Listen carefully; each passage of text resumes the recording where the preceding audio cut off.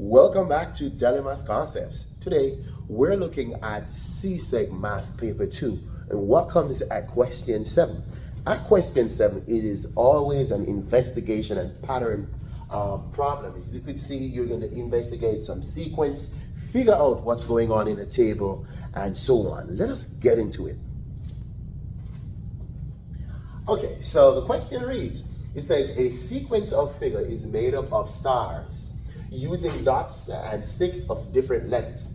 The first three figures in the sequence are shown. So here it is. We're seeing figure 1, figure 2, and figure 3 there. Let's keep reading. It says, study the pattern of the numbers in each row of the table. Each row relates to a figure in the sequence of figures started. Show some rows have not been included in the table. Complete the rows at 1, 2, and 3. So here it is. We're going to start working on that table. We're going to complete this table. Now let us get into it. So we have the figures, figure 1, figure 2, figure 3, 4, 5, all the way down to figure N. And then we have these sticks, dots. Now, first thing I always say to everybody is we're going to check for the common difference. We're going to look between consecutive terms if there is a common difference. For example, for the first term it's 12, second term it's 24. What's the common difference? 12 here. Look again. For the second one is 12, then 36. What's the common difference? 12. What's the common difference here? 12. Whenever I see a common difference, it makes it very easy to navigate this table. So because I see first, second, third, fourth, fifth, I know if I add 12 to the 48, this is 60. Okay? So we know that. Also, if you check this one, what are we noticing? 13 to 25, that's 12. Common difference, 25 to 30, 12. 37 to 49, 12. I'm seeing a common difference of 12 on that side as well, which means that I can easily get this one. 49 plus 12, 61. We collect those 2 marks easily. Even if we don't know what's going on, we could see that based on the pattern. Now let's take a look. When you see these dots, it means that we're no longer running in that same sequence. So we can't add 12 to come here. We skipped out some of those figures. So now we're going to try to figure out how do we get them. Let's take a quick look. Now, whenever I have a common difference, I am able to fill out what's going on for n. N refers to any figure we're referring to. But guess what? Because of how this is set up, because the common difference is 12, your nth term will start with 12n. Now, give and take, you might have to add or subtract from that. That's it. So let us figure out if we're going to add or subtract here. For example, this is when n is 1, n is 2, n is 3. So we're going to try 12n to connect to see if this 12 times 1, because n is 1, did it give me 12 here? I'm trying to figure out what goes on here. Yes, 12 times 1. Okay, let's try this one. 12 times 2, 24. Did I have to add or subtract to reach these? No. That means this is just 12n, right? So this is just 12n, just like that. So 12n moved from the nth column to the S column. Let us try this one. We're seeing that the common difference is 12, which means that the nth term starts with a 12n.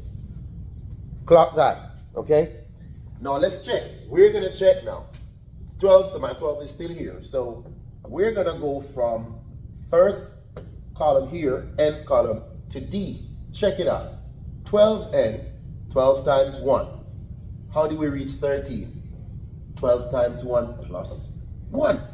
13. Oh, that means I need to put a plus 1 here. That's all it means.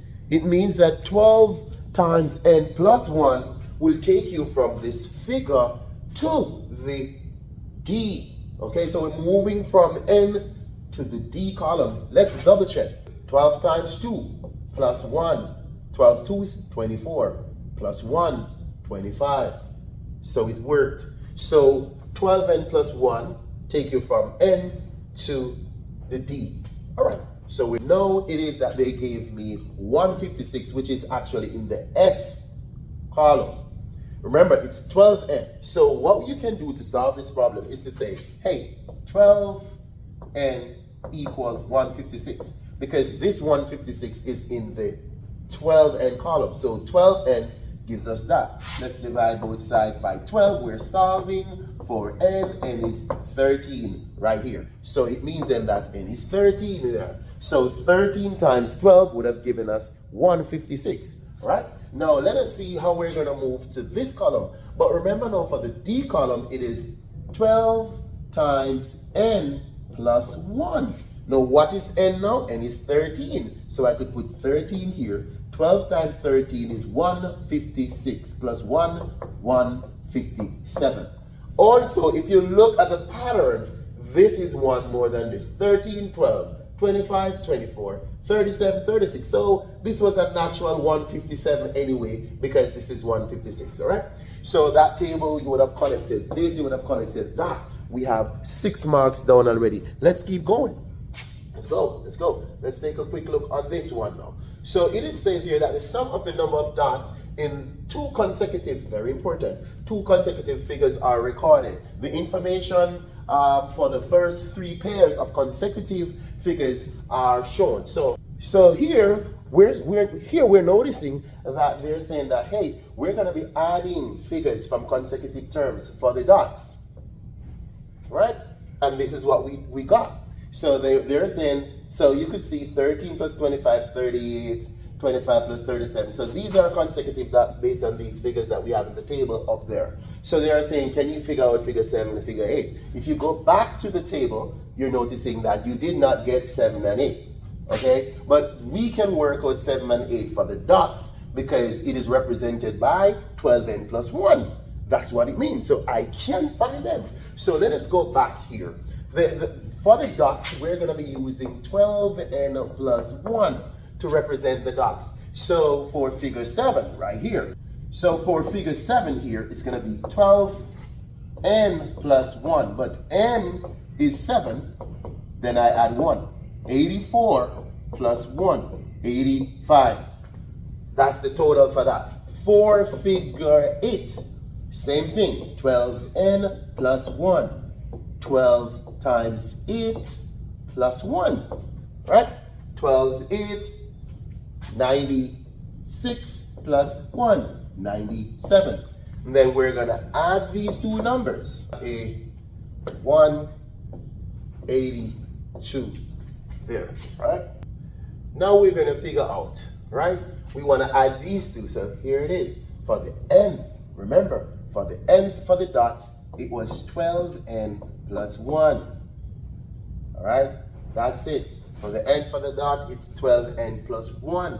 So we have this already. That's figure n. But for this figure right here, this is going to go where n is, right? Remember, we got this one originally. Let me go back to the table. Look, so n for the dots is that. So we have that already. When it is n, it's 12n plus 1. But here is the problem now. Here is the problem. This is now n plus 1. Remember, it's 12n plus 1. But now this is like a number 8, a number 7. It's going to go here. And that's where the little problem is.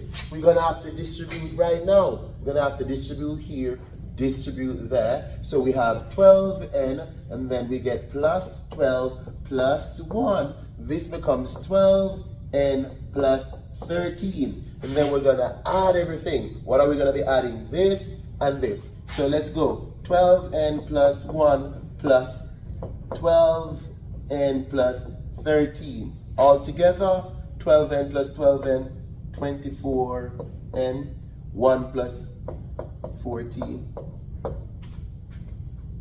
So there it is. There it is. That's a typical number 7. I hope I never take too long. Thank you for watching Daily Maths Concepts. Subscribe. Follow me on TikTok. And go to YouTube, where I have loads of these videos for CXC. Right? Subscribe to my YouTube channel at Daily Maths Concepts, where you can watch all day over 1,000 videos on CXC. Thank you very much. See ya.